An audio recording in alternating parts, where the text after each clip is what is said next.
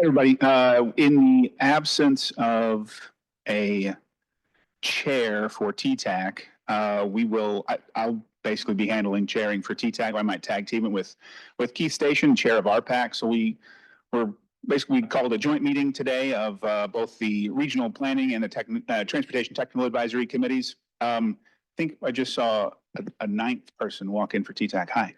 Yep. So we've got 9 for TTAC. If we get one more, we'll have quorum, but we are 1 under right now. So we won't be able to vote on any of the TTAC action items, which is, we'll get through it. We usually do.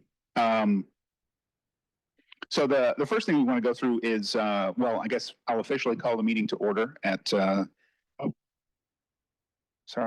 I'm hitting buttons when I don't mean to. I'll call the meeting to order at what time we have? 10:12. And this meeting of the Metropolitan Area Planning Agency, Transportation Technical and Regional Planning Advisory Committees will be conducted in compliance with the Nebraska Open Meetings Act. We're not actually in the boardroom. I don't know if we have a posting of the. We do have it posted. All right, we have the Open Meetings Act posted up on the table. And with that, we'd like to start up with introductions. And I don't know where we want to start. I guess I can start with myself. I'm Court Barber, Transportation Planner with MAPA. And then we'll kick it over to Keith. Mike. Yeah. Good morning, everybody. Keith Station, City of Omaha Mayor's Office. Thank you for being here. Get to serve as the chair of the RPAC. And if it's not apparent, the combination of this meeting, the TTAC and the RPAC meeting, is very intentional. I think it's important for us to come closer together as we discuss and are strategic about the technical aspects of our work together, and also the planning advisory, regional aspects of our work, led by MAPA and with our participation. So thank you for being here. Glad you're here, especially in December when it's cold and when it's people start vacating for holidays around this time, Carlos. And so thank y'all for being here and showing up and continuing to show up. Carlos, MAPA. Rachel Getch, MAPA. Tim Adams with WSP. Jim Borner with MAPA. Sue Cutsforth with MAPA. How fast can we do this? Austin Rouser, Omaha Public Works. Eric Williams, Papio NRD. Art Pugh with Shummer. Mark McLaughlin, City of Omaha Planning. Jared Walker, NDOT. Morris NDOT District 2. Brian Guys, City of Omaha Public Works. Stephanie Mueller, MUD. John Kreger, City of Bellevue. Tammy Palm, City of Bellevue Planning. Sherry Levers, Omaha Metro Transit. Jeff Byerman, City of Blair. Sorry.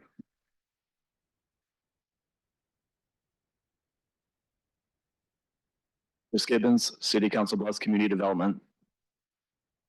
Jenna Hobiger, NDOT Infrastructure Hub. Dina Harris, NDOT Infrastructure Hub. Reggie Workman, City of Gretna. Lindsay Button, Transportation Planner with MAPA. Laura Dietrich, Planning and Zoning Coordinator for Douglas County. Alex Sick, HDR. Travis Gibbons with City of Papillion Planning.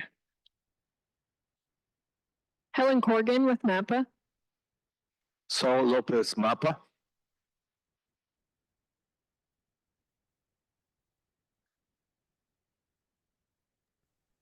Scott Sewer, Iowa DOT. Mia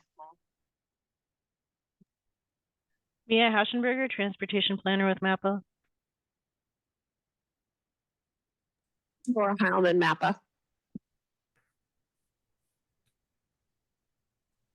Bacon Schultz, Federal Highway, Iowa Division.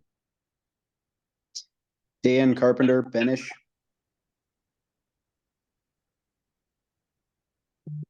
Brian Lotus, City of Omaha Public Works Department. Travis Home, Iowa DOT Systems Planning.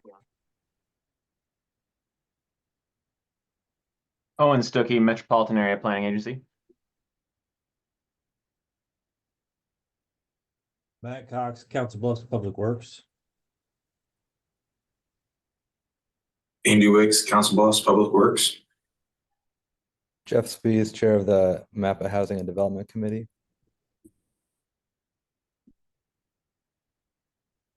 Tony Eaglehawk Olson. Greg Milky Benish.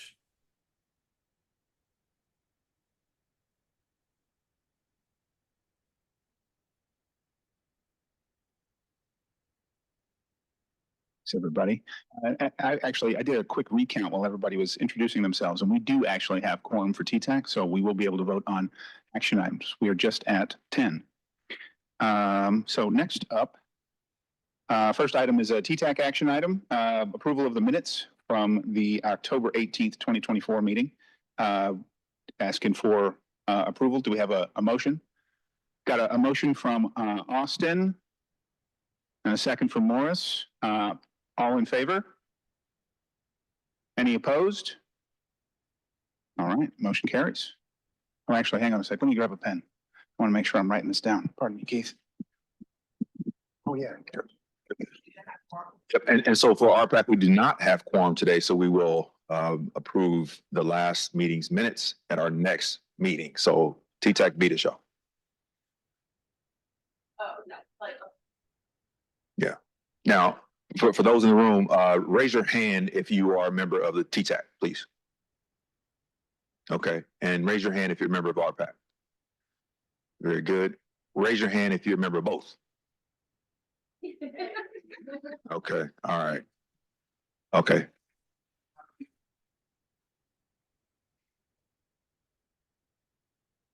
Awesome. Next item. Hang on. Okay.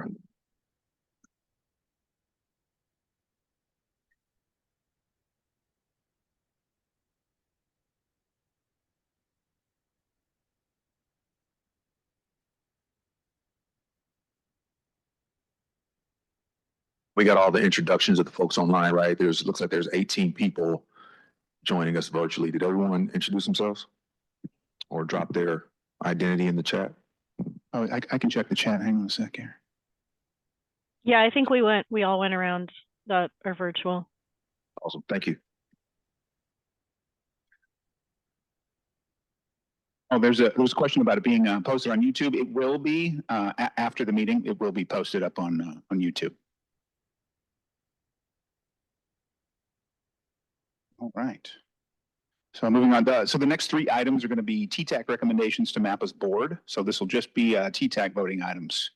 But if anybody from RPAC has any questions, we're happy to take them. Oh, and now my presenter is stopped working. There we go. So the first item on here will be presented by me, FY 2025 TIP Amendment number 3. We've got a few changes to projects. Most of them are they don't actually impact the regional programs. The first one does. We're updating updating City of Omaha Signal Infrastructure Phase F2. We're mostly just adding some CMAQ dollars to that. So that doesn't actually impact the regional program, but it is funded by a mix of CMAQ and STBG. So it's in the regional program, but it's not. The change to this is not affecting the regional program at all. About 1.1 million of CMAQ is being added to that project. Then there's two state impacts. City of Council Bluffs, Iowa DOT asked me to add in some congressionally directed spending to their Benton Street Bridge over Indian Creek project, about $230,000. So that's being programmed in FY25 for construction. NDOT has they have a project that was in a previous TIP that they're wanting to add back or bring into this TIP that wasn't actually finished in a previous fiscal year. So 6.5 million of NHPP funding is programmed in 25 for construction.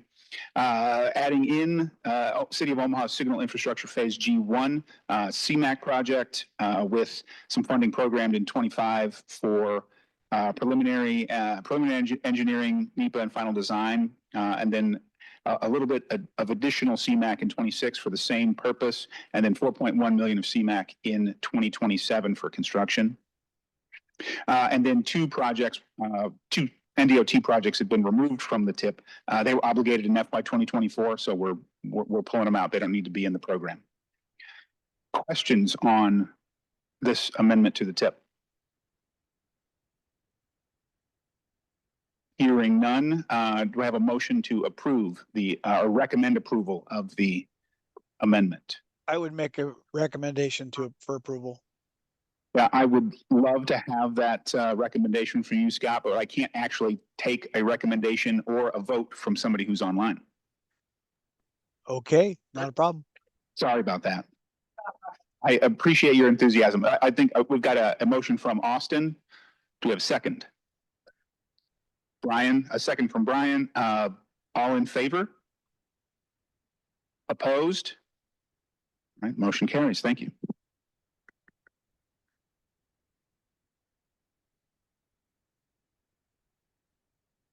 For the next item, I'm going to hand it over to Carlos Morales. Dude. All right, so we are working on our UPWP amendment. So back in August, the Federal Highway Administration issued additional guidance. I think last year in our UPWP, we noticed that Complete Streets funding package. The rules have changed. They stated that we no longer have to just meet the 2% minimum, which opens the door. So this amendment here is going to do, I think the spreadsheet was shared with everyone, or it should be in the back table. And you can see the before and after. The before took 12 of our program codes and consolidated them to 4. So that's one big change. The other big change is the FTA number. So on the revenue side, on the very top, after we had approved our original UPWP, the FTA apportionment cleared up, and it resulted in being $4,000 higher and having a lot more carryover. So those are the two main changes. Again, we consolidated our program codes for the work that MAPPA does to 4 instead of 12. This will help administratively to keep track of our funds, be easier to account for the money when we're reporting to our state partners, such as Iowa DOT and Nebraska DOT. And that is pretty much all we're doing on that. None of the other numbers should have changed. If anything, they're just slight changes due to increases in indirect costs, but that's just what it is. Any questions? Comments? Cool. I guess with that, if there aren't any questions, is there a motion to recommend approval of UPWP Amendment 1?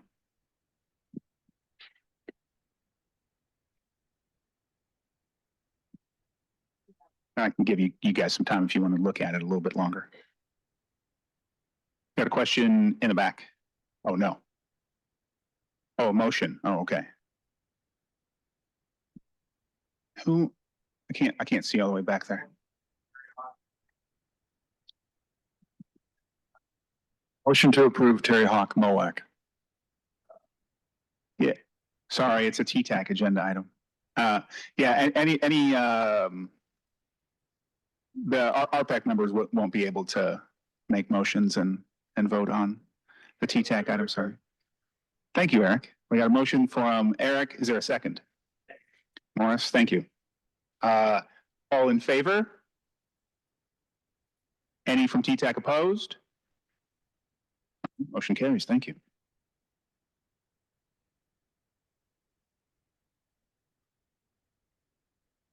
And for the next item, civil rights policy, I'm going to hand it over to Lindsay Button. Hi, everyone. Thanks for being here this morning. I know we've got a pretty packed agenda today, so I'm going to try and keep this as quick as possible. So MAPPA's civil rights policy, quick overview of what this document is. This document is a requirement of all federal agencies that receive federal funds, including MAPA, to ensure that our activities meet the requirements of several interrelated laws and executive orders that pertain to accessibility and prevent discrimination of any group that has the right to participate and be included in the public planning process. And so MAPA's civil rights policy outlines our commitment to non-discrimination and provides the policies and procedures followed to uphold this standard. So with our civil rights policy, we kind of lump three big things into one document. So this includes our Title VI provisions, our limited English proficiency implementation plan, as well as our adherence to the Americans with Disabilities Act. This plan is required to be updated every 3 years. Our last plan was submitted in February of 2022. So this one is going through in February of next year. Following that, we will be kind of going back to our regular FTA schedule, and next one will actually be due about 2.5 years after that. So this document goes through how we implement these various regulations throughout all of our planning processes and outreach and general activities.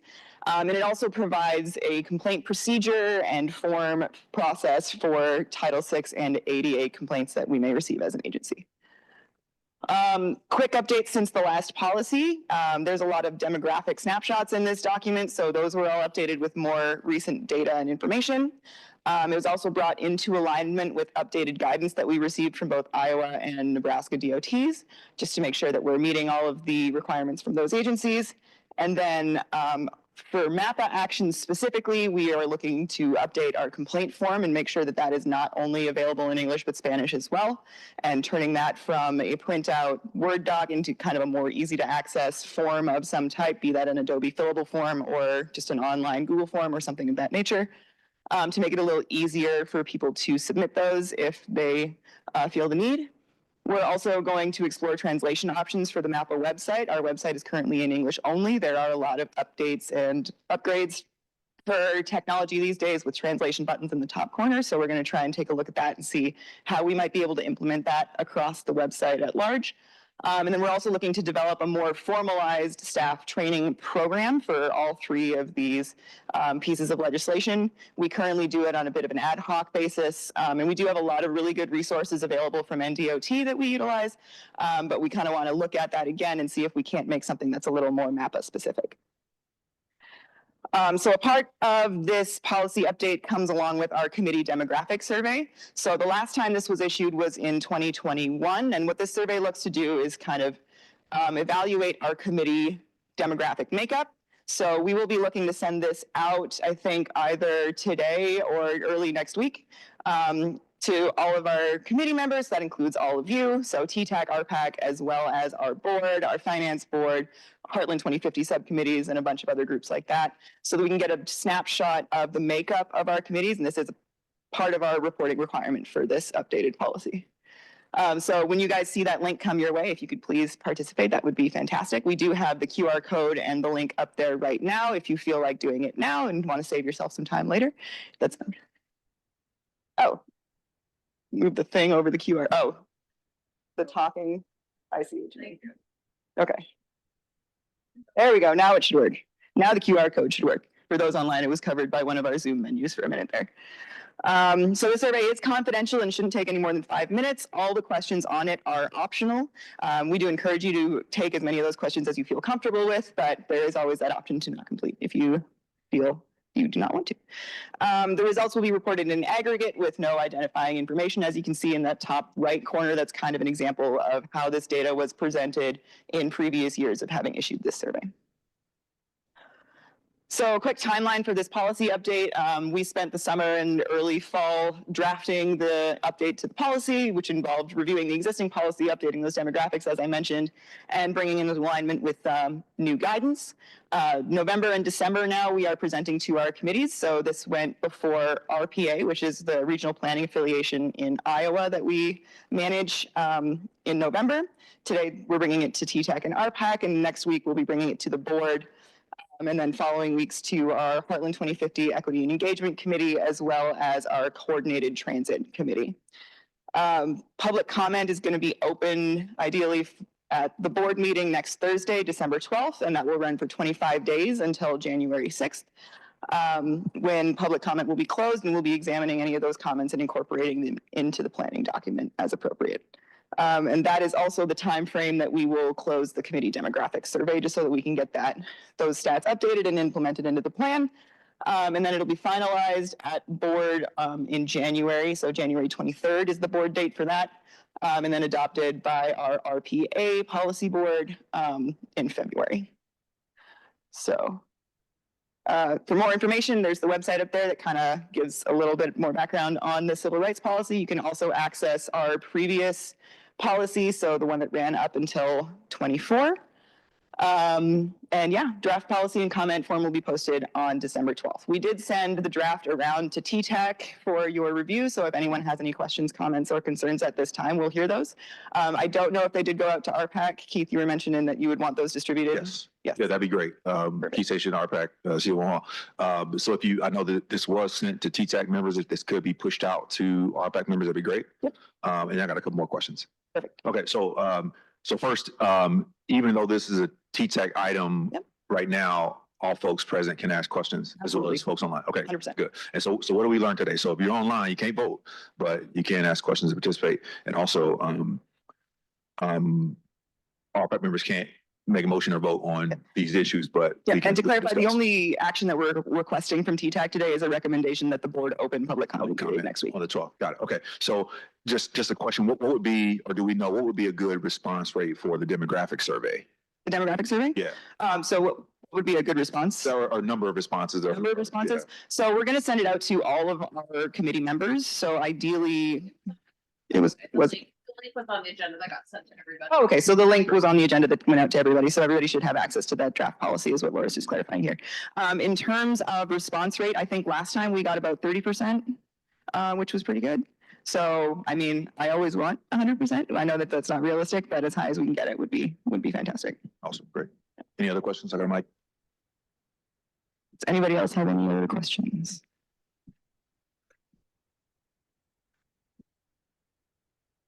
Okay.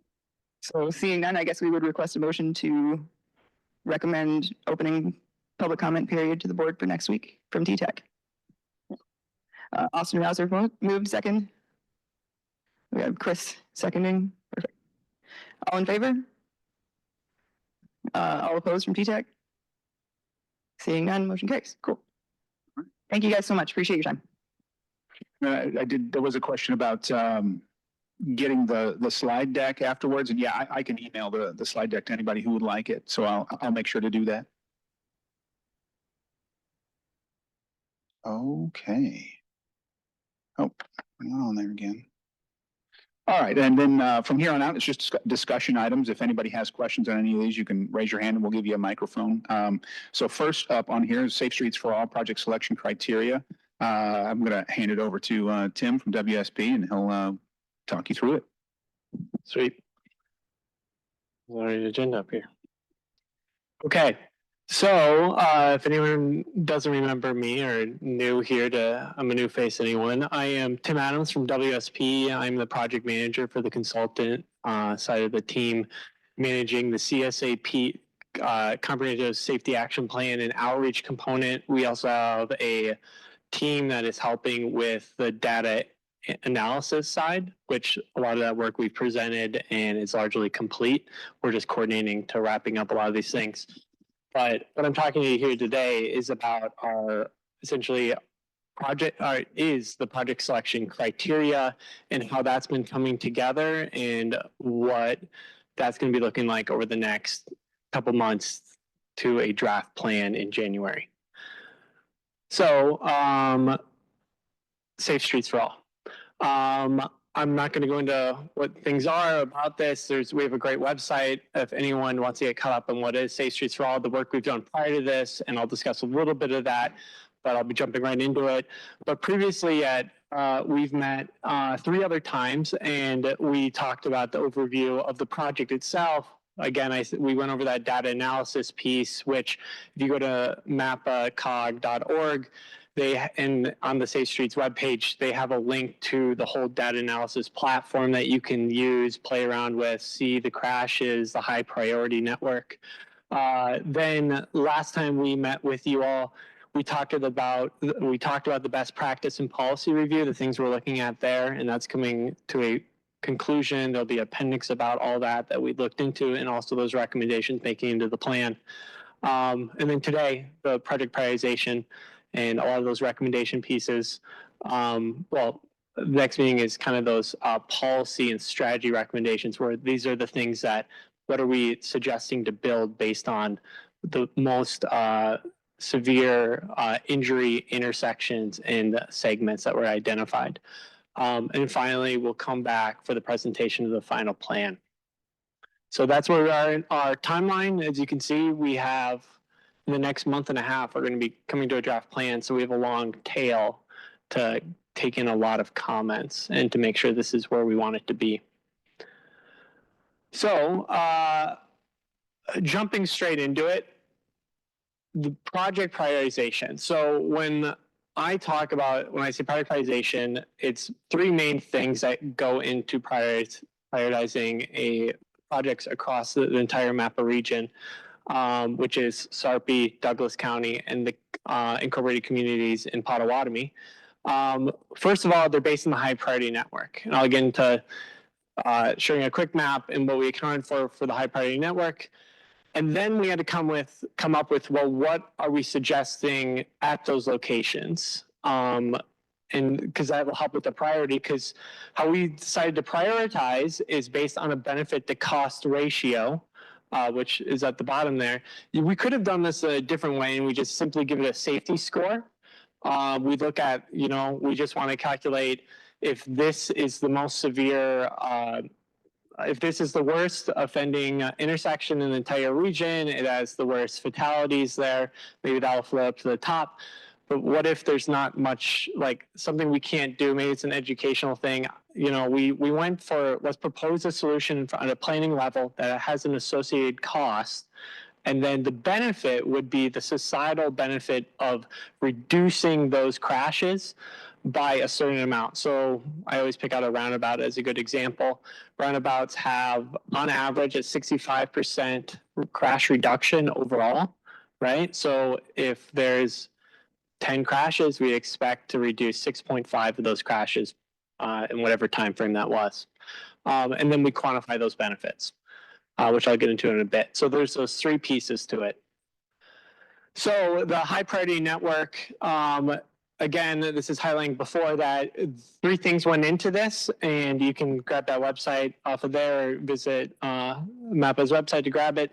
Is the high injury network, which is retrospective. It's looking at the crashes that happened. The high risk network, which is predictive, which is looking at roadway attributes, even though there maybe isn't a crash problem there right now. Or in the 5 years of data that we've been looking at, we know what risky roadways look like or risky intersections. We're able to give those weights and then know that we need to address them.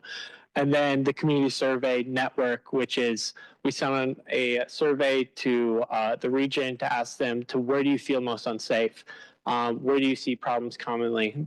Are you seeing near misses? So we're capturing that last piece of that's not maybe in the roadway data or in the crash data.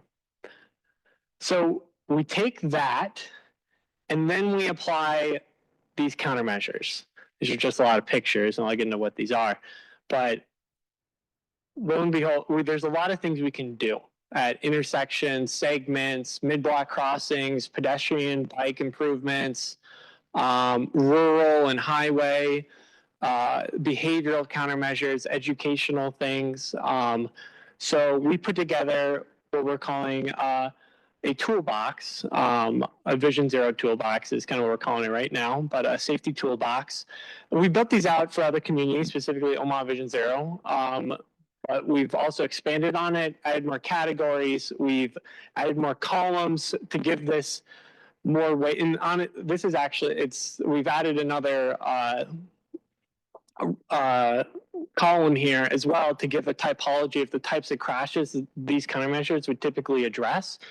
And the whole emphasis here is that communities, even if you're not an engineer or a transportation planner, you can use this to quickly identify something to do at a problem intersection or segment or whatever you're experiencing, that you can look to see, I need a low-cost solution that is quick build capable, which each one of these have criteria that goes into this, and I can get into it, and that addresses, we're seeing a lot of lane departure crashes on our segment. That's what this is for. So this is just showing segment type countermeasures. And this isn't even all of them. So, and we'll be building this into a nice format. It'll be living in the plan. It'll also be searchable into a spreadsheet format that can be provided. And so the whole purpose, quickly identifying and putting out countermeasures. And then when I say criteria, we'll have this all in the plan, enable for TTAC's review as well as our safety committee. So we'll be sending this out in the next couple, probably next week, honestly, is quick build capable. So we wanted to define that, and we want people's comments on this, but all these have definitions of the relative costs, what boundaries those lie into, what does quick build capable mean. That for that one, that meant that it, from concept to final, to putting it out on the street, it could be done in less than a year, generally. That it's the quick build capable would generally be less than half of a full cost of the capital improvement itself. Things like that, you know, making sure we give a definition to that. So if you go to that, it feels like it's worth your time. Anyway, so we did that for segments. We also did for intersections. We also looked at safety countermeasures for pedestrians and bicyclists. I used to call this pedestrian bicycle countermeasures, but then someone pointed out it sounds like you're trying to get rid of them if you're countering them. So safety countermeasures for them. I'll think of a better name eventually. And then we also have this traffic considerations column. This was important to us, again, with that kind of traffic study thing. A lot of times you still might have to go and hire an engineer or a planner or someone to do a traffic study, especially if it's complex. But we like to give you quick considerations to take into effect that if you can do something quickly, please do. Because again, safety, people are dying and getting injured. So, and then I didn't go through the other ones, but we also are creating, there's one for rural areas and highways, as well as behavioral, which includes educational programs, systemic type countermeasures, and enforcement. So yes, and this is all going to be going out for review. We want to make sure TTAC and our safety committee is able to comment on this. If you're seeing, I know there's mistakes in here, so we want to make sure this is something that's very useful for the region. The other thing that's going to call out, I'll call that out soon, is how we've been working with Nebraska DOT and Iowa DOT on all of this. And that's getting into the prioritized project process. And so where we are, so now what I just went over is we have a high priority network, so we know where the problem segments and intersections are, right? And now we have our solutions that we pulled from that toolbox I just showed you. And now we can bring those together through the prioritized project process, right? So we apply them. So when we go to the project selection criteria, we take the high priority network, like I was just saying, and I just want to highlight the methodology we went through. Is on the left side are where we made inclusions, and on the right side is where we made exclusions. So we wanted to stick with the high priority network as much as possible. But whenever, so for example, we tried to extend lines or add in intersections when it was relevant to jurisdiction boundaries and agency jurisdiction. So if a line, you know, it's a data analysis tool that's an automated function, very good at what it does, but it only gets us 95% of the way there. And we're very familiar with the roadways in this area. So we go in and make small adjustments, right? And so these are the adjustments we made. The proximity and contiguity, sorry, tough word there, is basically if there's two lines that were next to each other, but there's a small gap that the process didn't pick up, we're just going to connect them. Easy enough. Land use context that ties into agency jurisdiction and jurisdiction boundaries, that if the line showed on the high priority network with the same kind of context, the same kind of roadway cross section, or there's a boundary that was just a couple blocks away, we never did an inclusion of more than a quarter mile. We just extended it through, because if that roadway is seeing that problem for 90% of it. We know the last little bit there is as well. And that goes with the roadway cross section as well. So just small changes there. And then we only excluded things from the high priority network segments or dots if the intersection crash pattern or risk factors will be mitigated by proposed overlapping segment improvement or vice versa for intersections. So on a big map, you saw a lot of intersections that also had a line there. So if you put in a road diet, that's probably going to address a lot of those intersection problems. So, and if we saw that relationship, we just said, you know what, that road diet that was being proposed, roadway reconfiguration is what we're calling it here, that would address those intersection problems. So we pulled those intersections off from being recommended, right?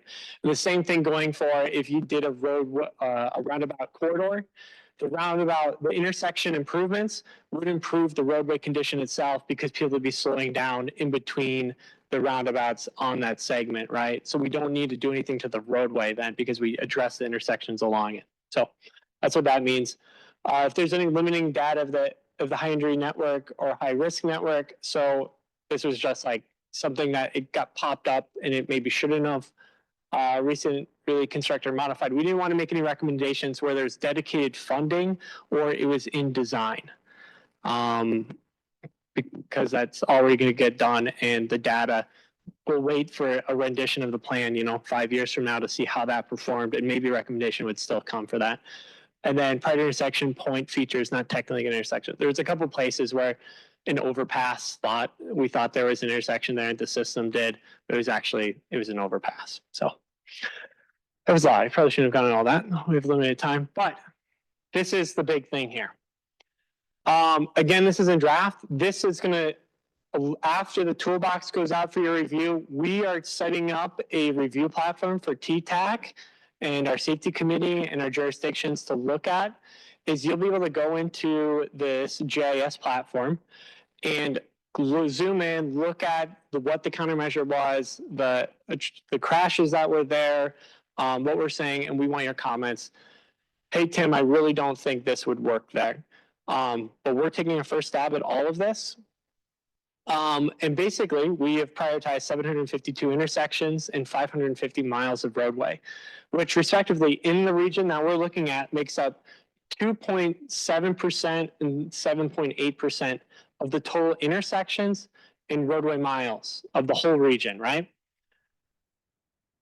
The KSIs, fatal and serious injury crashes, that we are accounting for with the less than 10% that we're showing accounts for over 75% of fatal and serious injuries happening.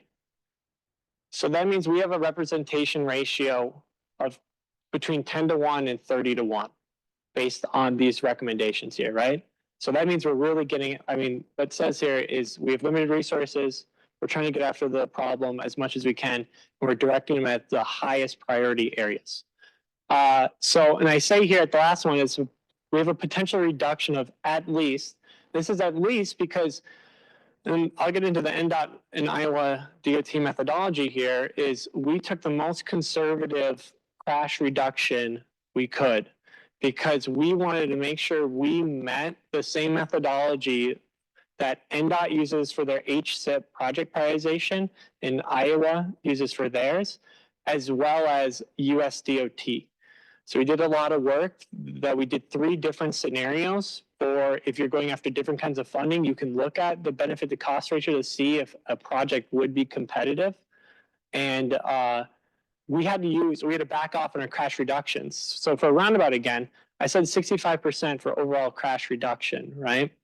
We know that's close to 90 to 100% for fatal crashes, right? I think 92 is the usual one that people use based on the best research. We don't use that because we wanted to go with the methodology that NDOT uses of 65%. So it's even better than the 63 KSIs per year. If everything on here was built all at once, right? That's obviously not the case, but that's kind of the goal we're looking for is over the next 20 years, we need to do this. Wanted to quickly get into the summary thing. Overall, what we're looking at, I'm not gonna stick here too long, but this is the kind of the intersections and the countermeasures that we're looking at, so close to 200 systemic traffic signal modifications that are recommended.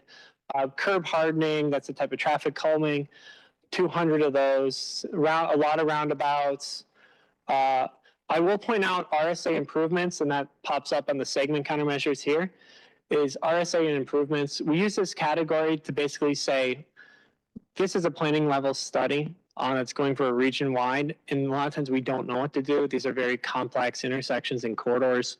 So we say RSA, which is a road safety audit, and improvements, saying something needs to be done here. We don't know quite yet. So we assign it a large large planning level price tag, as well as we just assume a generic, 20 to 30% benefit if you did said expensive improvement. So it's probably better than that, but we acknowledge that it's limited to what we can recommend. Okay, the last thing I really want to get across before I hand over the microphone is this benefit to cost analysis overall, and the effort we did here is we wanted to make this effective. Again, with the toolbox, we wanted to make sure that you're able to take this toolbox and it does not slow you down to implementing something, right?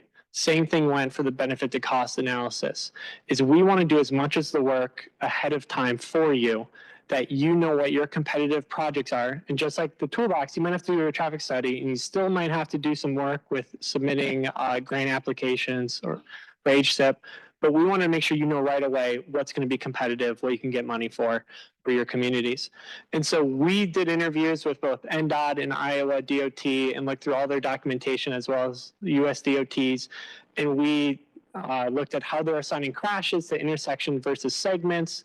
We looked at segment crash assignment, as well as, and then the other, so each one does a different way. Iowa DOT and US DOT for that one are the same. We looked at how they calculate societal cost.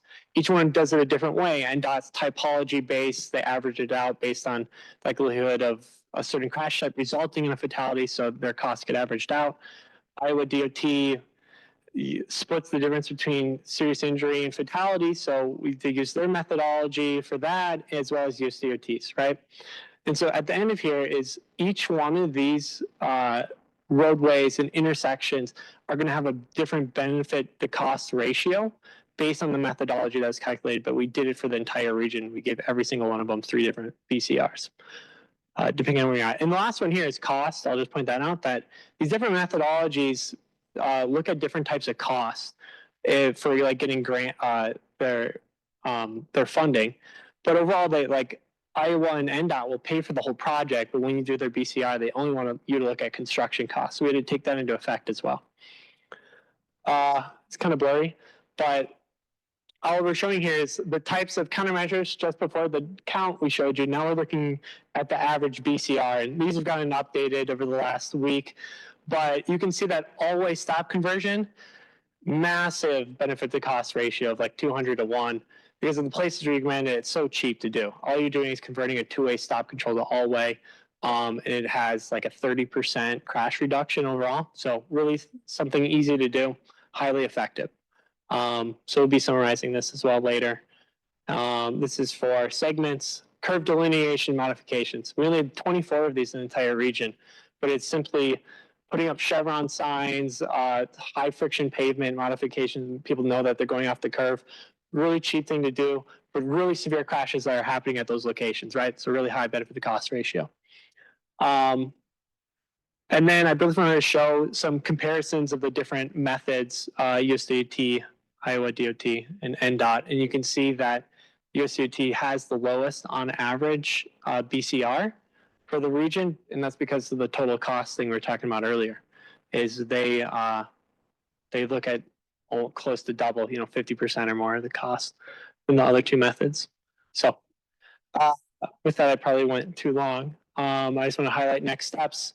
We'll be coming out with these various things for TTAC and our safety committee's review, and pushing for a first draft of safety action plan in mid-January. And then I'll just point out, we have our open houses scheduled for February, and before anything hits the public, we need review from our advisory committees. And so we'll try to be giving you guys enough time for you to make those comments before we show anything to the public. So don't know if I have time for questions if anyone has any, but Is there anything we can do, Tim, to drive traffic to the open houses to get feedback?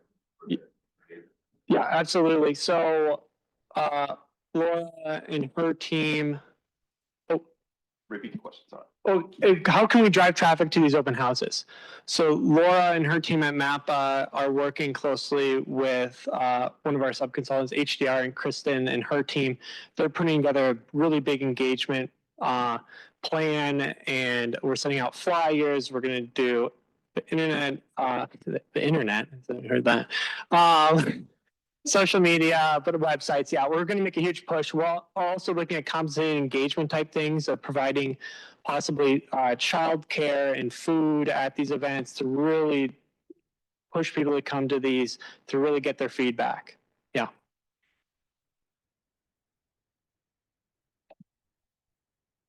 Awesome.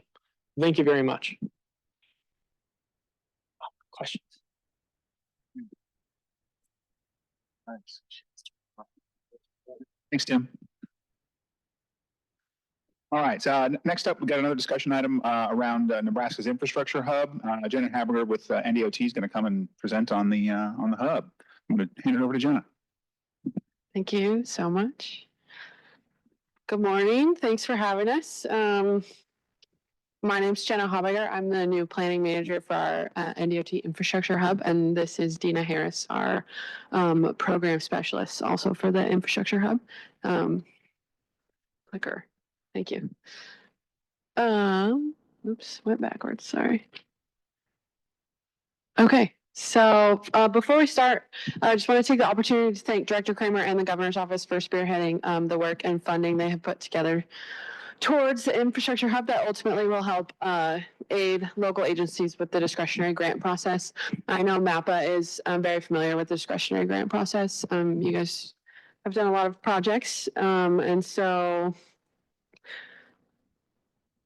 you guys will be very familiar with what we're going to talk about today. But even though there's many grant opportunities out there, the infrastructure hub is focusing on transportation projects specific, since we're housed within NDOT. So like I mentioned, the NDOT infrastructure hub team, my name is Jenna Haberger, this is Dina Harris. We have divided up the state just based on economic development districts and then NACO districts as well on who the contact person is going to be for each of those areas. But if you have any questions or want to reach out to us, go ahead and reach out to either one of us and we can help you out.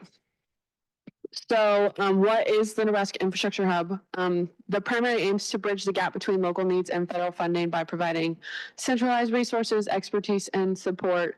We've heard from the locals since the bipartisan infrastructure law was announced that it's a struggle to put together those grant applications. So our director, Vicki Kramer, has been very supportive of trying to help our local agencies write grant applications and manage those projects once they've been awarded. And so that's kind of what brought about the Infrastructure Hub.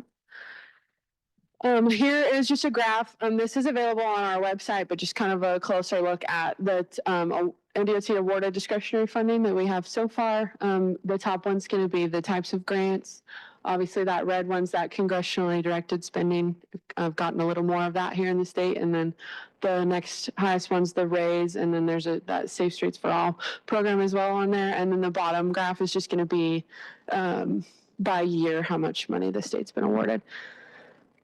So the key components of the infrastructure hub, grant research and database. So the DOT, the usdot.gov website is not super user friendly.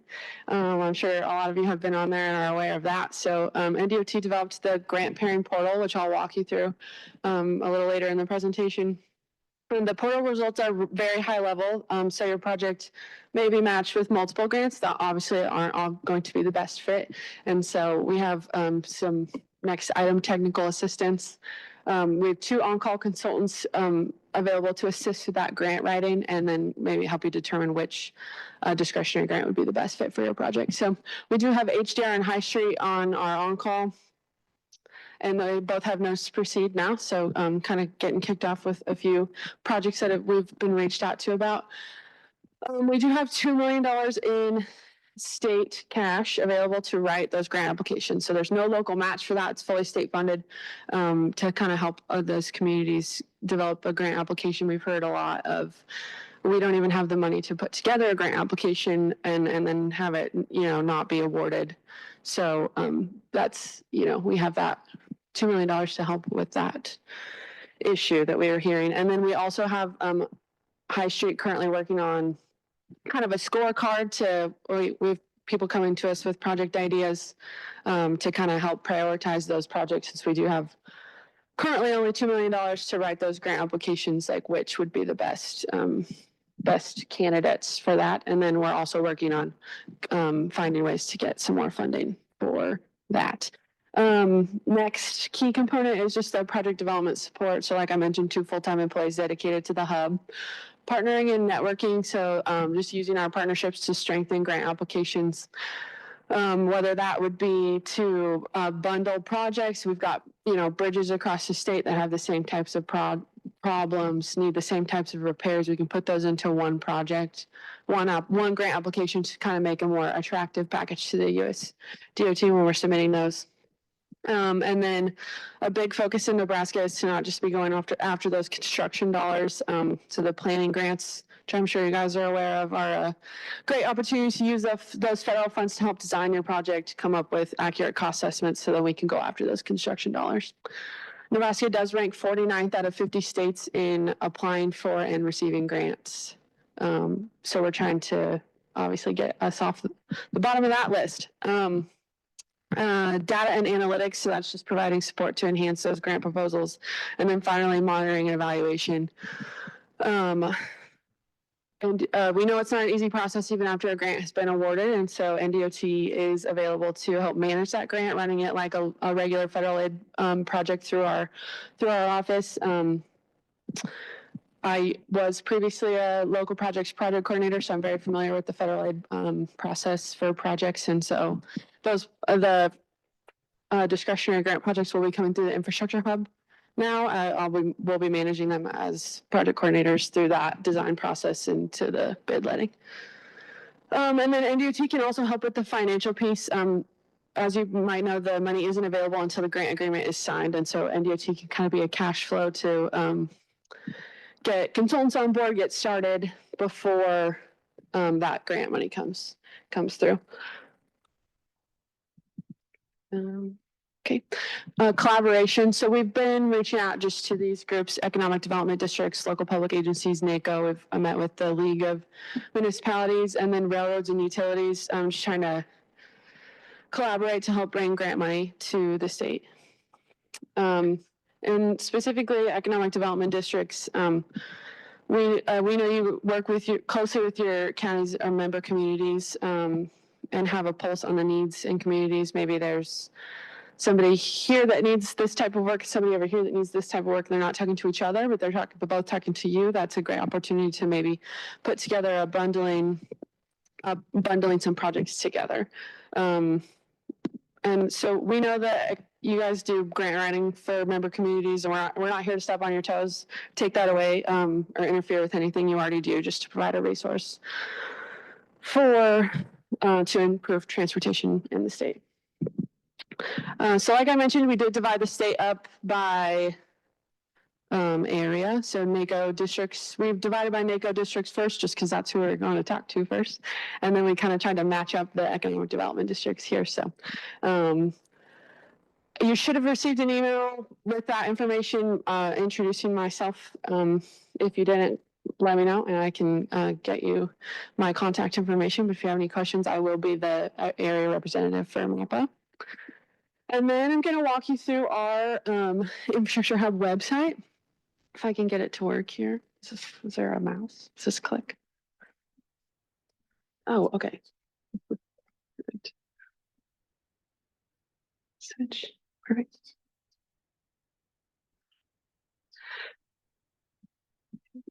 Is for the folks online, is it showing the infrastructure hub presently? Yep. Okay, thank you. Okay, so there's three, well, before I get into that, this, if you scroll down here, you can see those two graphs I had on our presentation, just showing the types of grants, the years, and then the map with the dots that's kind of showing where those grants have been awarded within the state. And then we've got three main components of our website. So I'll start with the grants 101 piece. This is going to just be a pretty high level look at what federal discretionary grants are, why local public agencies should care, NDOT's role once those federal discretionary grants have been awarded, first steps in considering a discretionary grant, and then types of projects suitable for federal discretionary grants. Unfortunately, we would love if all projects were great fits for a discretionary grant. Unfortunately, they're not, and so just kind of things to consider when you're looking for funding. And then types of smaller local projects not suited for federal discretionary grants here, kind of just walking through those, like pothole repairs, minor resurfacing, routine bridge inspections, and things like that. And then at the bottom here, just some considerations for alternative funding. So this is links to some state programs we have in case your project's not going to be a good fit for a federal discretionary grant. See if we can get you some state funding to help out with those projects that you have that maybe aren't going to be good candidates. And then up at the top here, there's a few links that are just links to other things, tools, helpful pieces in case you need some more information. And then we'll switch here to the grant pairing portal, which is everybody's favorite part. So the first thing you're going to do here is select your organization. So go ahead and just click on the map. And it'll pop up with county, city, depending on where you are. This is my plug to please choose one of those, because if you don't, then it's just blank in our internal reporting and we can't see who's been clicking around to see if we can help you out. So make sure it's highlighted yellow before you move on, because it will let you move on without selecting. And then you just choose an entity, so local government for this one. I don't know why that's popping up. We're going to fix it. So you will not have to sign in. And then you have the opportunity to either draw your project if you have one. If you don't have one, you can click I don't have a project, and it'll let you skip this part. But we're going to draw a project. So you'll choose draw project, and you can kind of zoom out or zoom in to choose your area. So let's just say I want to do this right here. So you'll click, and then to end your project, you'll double click and then go ahead and hit next. And then it's going to ask you what type of grant you're interested in going after. So there's planning, capital, or planning and capital. I'm going to choose capital and planning. And then it's going to have you choose your project components. So for this specific example, I'm going to choose roadway, and then it's going to ask you some high-level yes or no questions that are just helping filter through that merit criteria of those grants that we have listed on our website. So pretty quick here, you just hit yes or no, and then it'll pop out with some results here.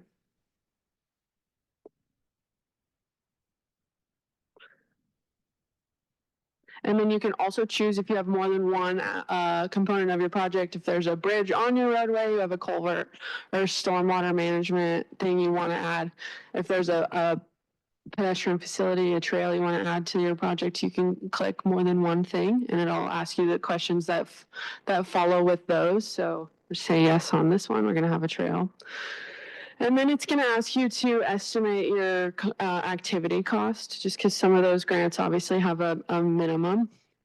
And so we'll choose 3 million here. And then it's going to give you your grant pairing portal results. So it'll say your entire project here may be eligible for the following grant.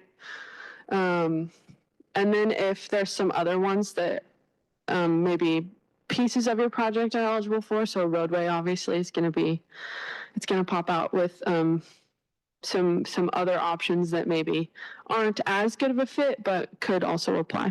And then at the bottom, if nothing pops up for you, for discretionary grants, it's also going to give those considerations for alternative funding sources. Those are state programs that were listed on our Grants 101 page as well. Just trying to give you something to help you out. But if you find one you like, you want to know something more about it, you can click view grant details. It's going to walk you through a little more details on that grant specifically. So for the RAISE grant, we know the due date is coming up, that January 30th, 2025. For the next round, it does have the minimum project size, maximum award size, and then the typical cost share match. We have seen some of those come back as 100% federally funded, but typically 80-20.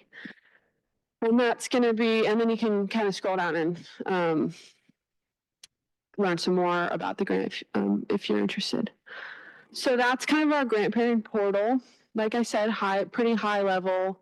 And then if your project's a good candidate, we would move into having you come meet with one of our on-call consultants to determine which grant would be the best fit for your project. And then let me hop back to, and then finally the last piece of the third component of our website is just going to be this letters of support piece. So if the grant didn't, or if the infrastructure hub didn't help you develop your grant application, you want a letter of support from NDOT. That's just kind of a form that streamlines that, gives us some more information about your project, helping us to know those things before we're issuing that letter. So those are the three main components of our website.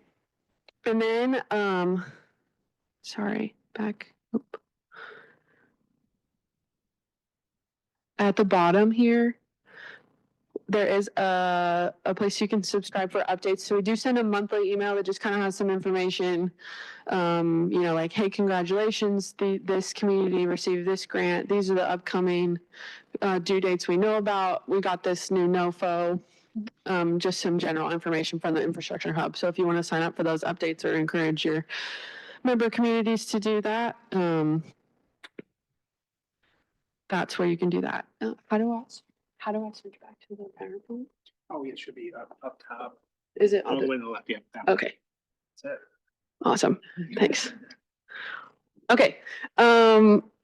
So that's our infrastructure hub website. And then just moving back, I have a couple more slides here. So the NDOT managed grants currently, so the two ones in red up top are construction complete. We're just doing grant reporting on those. And then the black ones are currently going through the design process through our office. And then we also have 8 congressionally directed spending grants, $33 million worth of those going through our local projects office. This is a quick look at our internal reporting for what we can see who's been clicking around in our grant parent portal. So great work, guys. MAPA's been in there quite a bit. Yeah. So we can see who's been in there, when they were in there, what type of grant they're looking at, what kind of their project size is.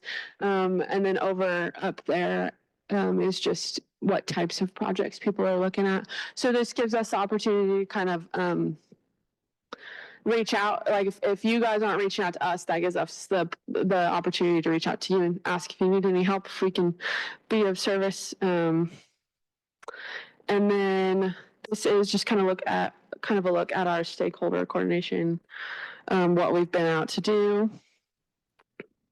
See if that'll go away. Can I move this? Okay. So been out to NACO meetings, meeting with LPAs and stuff like that. So here's just kind of a quick look at our stakeholder coordination. We're meeting with the League of Municipalities, or presenting to their groups in January, and then we'll also be out at the NACO winter meeting in a couple weeks. And I think that's my last slide. Maybe. I have to what? Oh, sorry, I clicked to the Zoom. Got it. Okay, thanks. So I do have a few QR codes and my business cards I can leave at that back table. This is just a QR code that's going to take you to our website. So you can kind of click around in that grant parent portal if you'd like. And yeah, we're here to help if you need anything, and we've got some great technical support on board to help get some grant dollars back to Nebraska. So, does anybody have any questions? Okay. Sorry. Oh, no, not relevant. Okay. Sounds good. Well, if you have any questions you think of, feel free to send me an email. I'll leave my contact information back there. And thanks so much for having us this morning. Thanks, Jenna. Oh, that's all right. Thanks.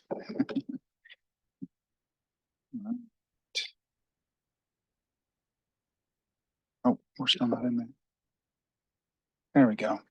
All right, the next item on the agenda is we're going to do an introduction to the equitable growth profile, and be Owen Stuckey, who's actually joining us online. And I'm going to help him get through these slides. Owen? Yep. So you can go ahead and get in there. So hello, my name is Owen Stuckey. I'm the Geographic Information Systems Coordinator here at MAPPA. Some of you might remember me presenting on this information in this project before, but this is just a refresher as we're looking to release the profile either this month before the holidays or in early January. You can change the slide there. One of the projects I'm most proud to have worked on is recreating this equitable growth profile.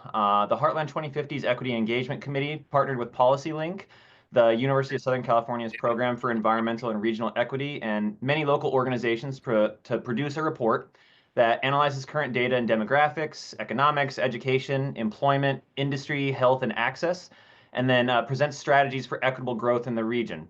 And the region refers to the 10-county region surrounding the Omaha Council Bluffs area. So Douglas, Sarpy, Cass, Washington, and Dodge, and Saunders, and then Pottawatomie, Mills, Harrison, and Shelby in Iowa.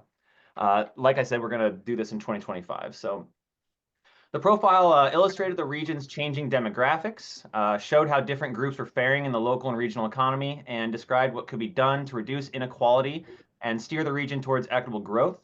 The profile contains information on economic vitality and sustainability in the region. It looks at education gaps and how that affects employment, and economic benefits of equity in the area. The 2025 release is going to have similar sections as previous profiles. It'll have the profile itself, which contains the narrative, charts, and summary. It'll also include data that has the same sections before, along with additional information requested from feedback in this committee and others. And along with the report and summary, we'll be creating a story map web resource that will allow web users to interact with and get deeper into the story, data, and spatial component of the report. It's very similar to our regional equity toolbox, but a little bit more accessible. The data in this report is disaggregated by race, ethnicity, and gender. There is no perfect model for classifying individuals by race and ethnicity, and there are data limitations which make disaggregating some information impossible. Also, we've included data post-pandemic. It wasn't originally available during the data gathering and analysis, but that has been produced and is now online. So once this MAPPA in-house report is completed, we're going to be able to update the profile faster than ever before, and we plan to update the census data for this report later in 2025 as that comes out in 6 days. As in previous reports, the bulk of the profile is focused on the changing nature of the population. It'll ask questions about the diversity of the population and which groups are growing. It's also as important to the population as for everyone to participate in the regional economy and reap the benefits of prosperity.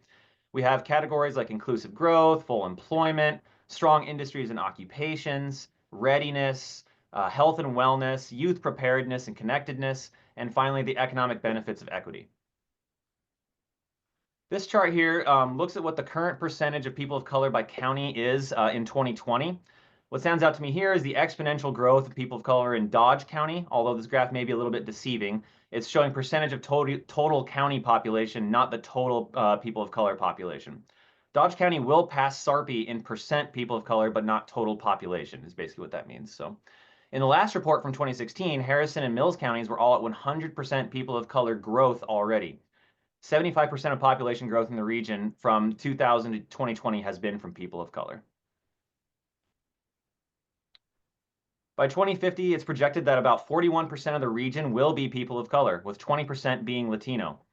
Meanwhile, the share of the white population will continue to decline, with the populations of Asian Pacific Islanders and those of mixed and other backgrounds continuing to increase. So what are those actual economic benefits of inclusion? With racial equity in income, Black and Latino workers could be earning at least 1.5 times their current earnings. Native American workers would earn more than double their current income. This is all despite the fact that equalizing for education, minorities are often paid less than their counterparts.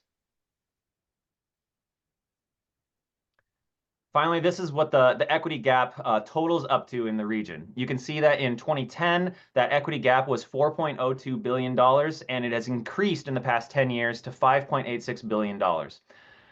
It would have been that much higher in 2019 if racial gaps in income were closed. It's pretty amazing. So we have some recommendations based on the equitable growth profile. This is the same sort of things that we mentioned in the last reports, but it just continues to bear repeating. Increasing connections to good jobs, raising the floor for low-wage work, building communities of opportunity metro-wide, increasing diversity in civic participation and leadership, offering more job training programs in growing sectors of the economy, and building cradle-to-career pipelines for underprivileged youths are just incredibly important. Also mentioned was increasing investments into minority-owned businesses because they tend to hire other minorities who need jobs and who live in those disadvantaged areas. The Heartland 2050 Equity Engagement Committee used the original profile to advance equity by educating residents and local leaders about the state of equity in the region and help them to incorporate it into their decision-making processes such as grant making, amplifying the business case for equity, and advocating for diversity initiatives aimed at closing the income and wage gap and increasing access to high opportunity jobs for people of color. The profile also served and will continue to serve as a resource for regional data disaggregated by race and ethnicity, given that some state and local agencies in Nebraska and Iowa, for example, do not disaggregate their data by race and ethnicity. The goal of MAPA is that this profile will continue to serve as a tool for advocacy groups, elected officials, planners, business leaders, funders, and others working to build a stronger, more equitable region. So thank you very much for your attendance. I know that this was short, but I'm trying to help you guys along. If you have any questions or comments or want to be more involved, you can reach me at my email. Thanks, Owen. Do we have any questions for Owen before we move on? Not seeing. Oh, we got one. Yeah, Keith. I've already talked too much, but I think we would be remiss to not just touch on a couple of those things. So Owen or Ashley, can you give a little bit more context to the racial equity gap that was on that bar chart a few slides back, Court? That one. Sure. Yeah. So this was put together from American Community Survey. So they were able to calculate the number of minority entrepreneurs, the number of minority-owned businesses, and the number of minority workers in businesses across our region. They compared the income that they were able to achieve based on education, and then they were able to summarize all of that up into what the gap would be if they were making the same as their white counterparts. And so that's what that sum is. Despite education, despite owning, potentially more businesses, they were still, netting less income, less gross profits than white-owned businesses. And so that's the gap, and it continues to grow. And so equalizing that is important not only for the people, but for the region as a whole. Thank you. That helps. And how about a fun one? Can you speak to, or what do we attribute to the growth in the percentage of people of color in the forecasted decade? Yeah, what is that attributable to? And then if you really want to get weird, Owen, do we feel like the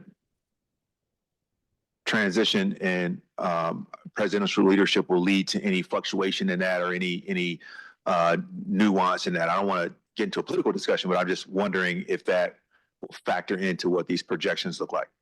Yeah, I mean, that is a spicy question, but definitely you can see that a lot of the jobs in maybe low-income areas are being taken by people of color, and those jobs are jobs that might not require as much of those skills, those education that is lacking, and so with changes in leadership, perhaps that changes. Perhaps the population fluctuates again and maybe moves in a different direction. But you can point at declining birth rates in certain segments of like the racial or ethnic backgrounds for reasons why these might be changing, but that's something that I would say that I'm not really at a place to comment on. I'm not exactly sure.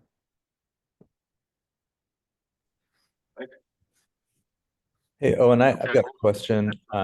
Thanks for putting this together. I'm curious about that, the growth of the racial wealth gap from 2010 to 2020. Have you been able to look at other regions and throughout the country and see if it's consistent, or is there something unique about our region that is to that wealth Yeah, gap? I wouldn't say that there's anything particularly unique about our region. This is a national problem. This goes beyond like certain segments. Like you can't really like point to Omaha and say that we have like a unique racial equity gap. A lot of these numbers come from a particular source, which I can put into the chat. The National Equity Atlas. They're the ones who they use both census data and proprietary business economic data from what's called Woods and Pool economics, and they find the cross section of that, and they're the ones who have done this analysis. We merely put it together for our region to put into this report, just speaking about Omaha and Council Bluffs, but it's something that if you look almost anywhere in the country, you're going to find this racial equity gap. Some places do it better than others. And I would imagine that the Midwest and the South might have more of a problem with this, but we're certainly not unique.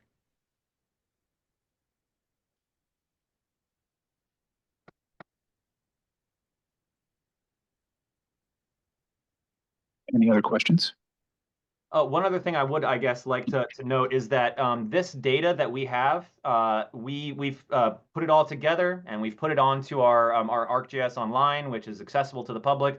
So if anybody else wanted to get this data and use it in their own reports, it's all census based, so it's all bound to census boundaries. It's all open source what we're offering. So if anybody wants this data to dig into the numbers themselves, we can certainly offer it. Thank you very much. Thanks, Owen. All right, and then very briefly, I do want to touch on the long-range transportation plan and the comprehensive economic development strategy updates. So these are two documents that MAPA puts together that are basically they describe the kind of like what the current state of things are in the region. They present MAPA and the region's goals and strategies for dealing with some of those existing conditions and kind of where we want to go, and then establish priority programs and projects for implementation. The basic difference between the two documents being the long-range transportation plan, the LRTP, is transportation focused, and the CEDS, comprehensive economic development strategy, is economic development focused. We're in the middle of updating both of them right now. Particularly with the LRTP, we're very interested in getting all project updates in. I'm sure everybody from TTAC is aware that we're asking for that information, and it's kind of also kind of going along with our project selection process for the TIP right now. So we're trying to meet with jurisdictions and kind of get some of this information in. Ultimately, the LRTP, at least I'm not actually sure when we have to have the CEDS done, but the LRTP is due in October of 2025. So that's kind of what we're shooting for. We have open public involvement for the LRTP right now at the link that you see on there. And like I said, I will send out this presentation to everybody too. So if you want to pass out that link to any of your channels in the public, we would be appreciative of that. We're trying to get as much input as we can on it. Does anybody have any questions about the LRTP? Oh, I also want to add that as we're developing the CEDS and the LRTP, that's the equitable growth profile that Owen just presented on. We'll be kind of working that into those documents. So they're kind of related parts of the MAPA process. Questions on LRTP or CEDS right now? Oh, yeah, and also the Regional Planning Affiliation 18 on the Iowa side, which basically it handles the counties that are outside of like the what you would consider the MPO. I know I can just throw out acronyms at you all day, but Regional Planning Affiliation 18, basically more of the rural areas within the area that are on the Iowa side. They're also updating their long-range transportation plan, and that's through through Mia Hauschenberger. She's working on that from MAPA with the Technical and Policy Board for the RPA.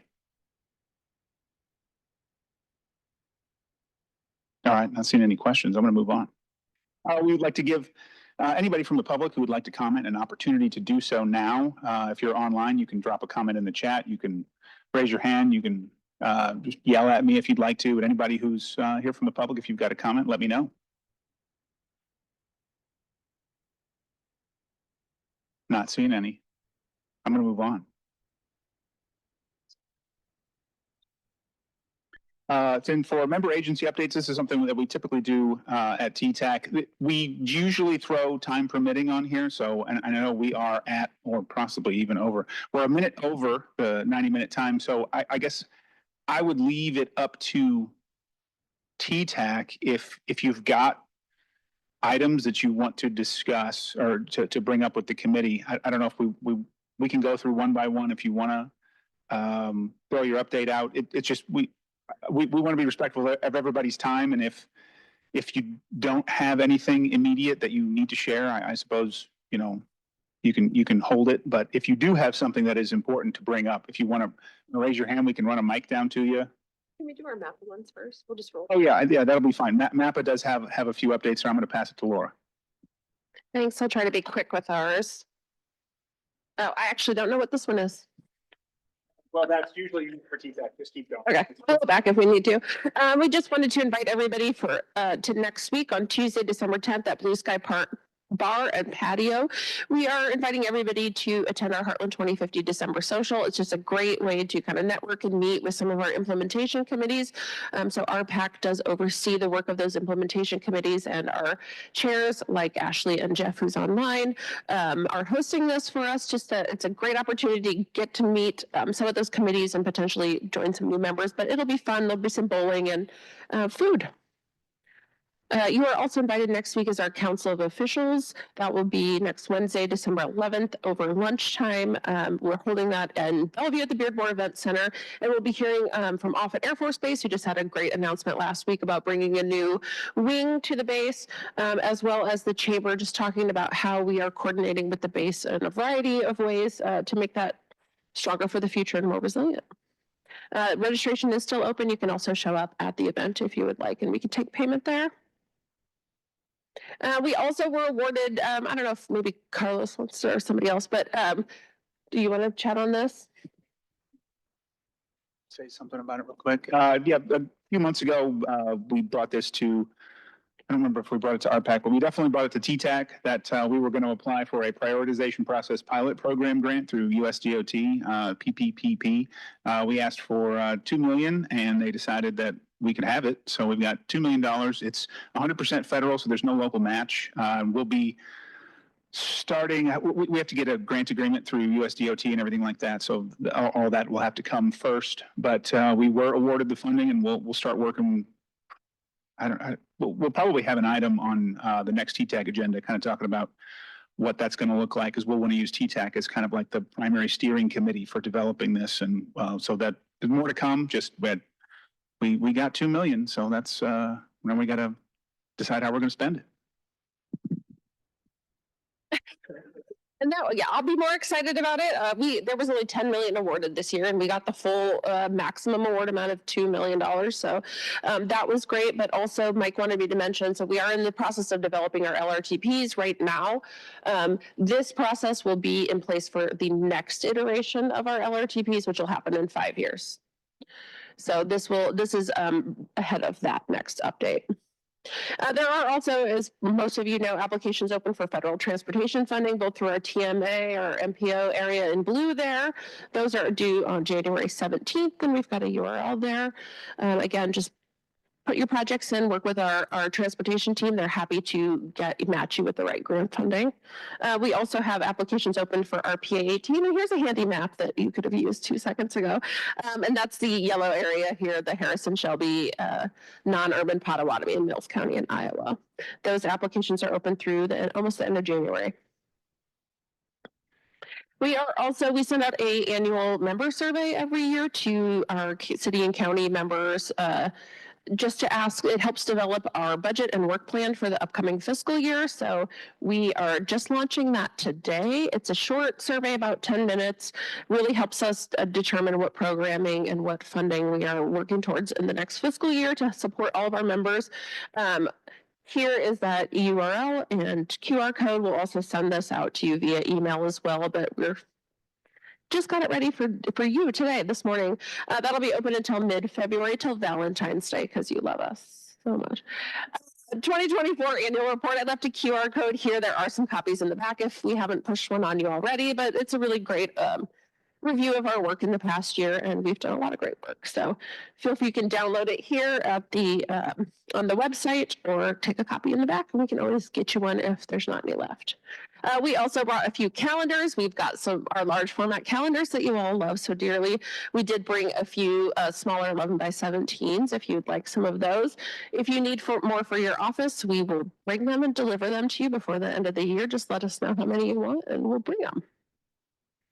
And just if you've never signed up for our MAPA newsletter, here is a good way to do that. It's a great way to just keep on top of what we do. About every other month we send that out.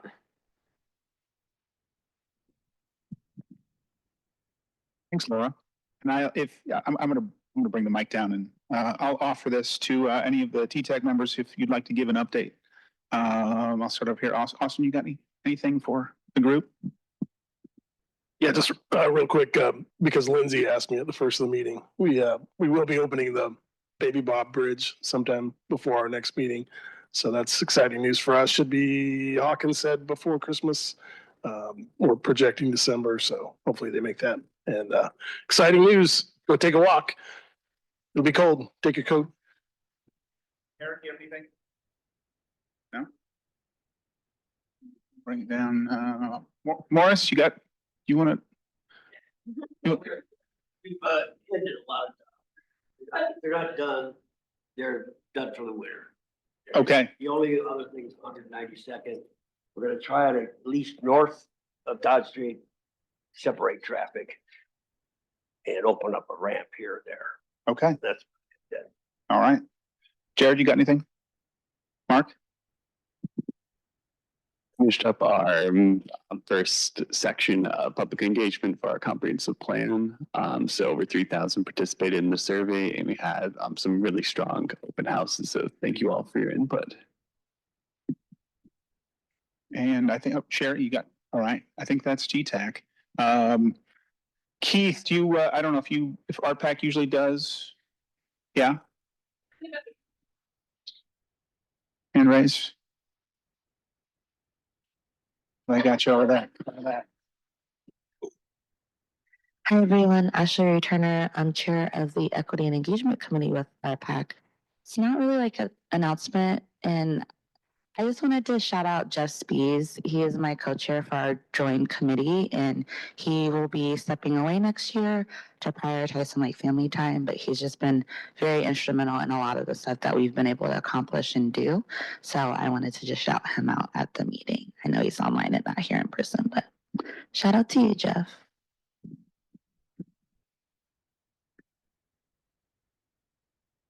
Anyone else? You want to raise a hand? We'll get you. Otherwise, yeah, Keith. Yep. That was nice, Ashley, and I love Jeff too. I just want to thank the college for hosting us, and our host from Bellevue for having us here today. And happy holidays to everyone. Whatever you celebrate, and however you celebrate, and wherever and with who, enjoy this season. So next week, Carlos and I and a representative from Spark will go to USDOT's annual convention, and we'll be with our fellow cohorts who have the Thriving Communities program, Albuquerque and where else, Carlos, and Cleveland and Jackson, Mississippi, and Seattle area. and we'll be talking about some capacity building issues. We'll discuss what we are seeing. We'll talk about transit-oriented development versus anti-displacement and all those things. So we share best practices and gather some. So I look forward to coming back and sharing that with you all. And USDOT, puts together a great show, and they bring in other federal agencies to, EPA, Department of Labor to network and just spread and show the resources that are available in DC for local communities to capitalize on. So looking forward to that. We'll share more about that when we get back. Thank you. Thanks, Keith. Any other updates for the good of the group? One here, just more of a kudos. I can't remember if I said this at the last TTAC I attended, but we have a quarterly meeting for all MPOs and RPAs that meet in Ames at the Iowa DOT office. I asked Laura Heilman to present the public participation plan. She did a really good job, and there's a lot of agencies statewide who are now going to model their public participation plans after MAPPA's. That is a industry or kind of a best practice statewide. So major kudos to everyone at MAPPA who worked on that. Thanks, Travis.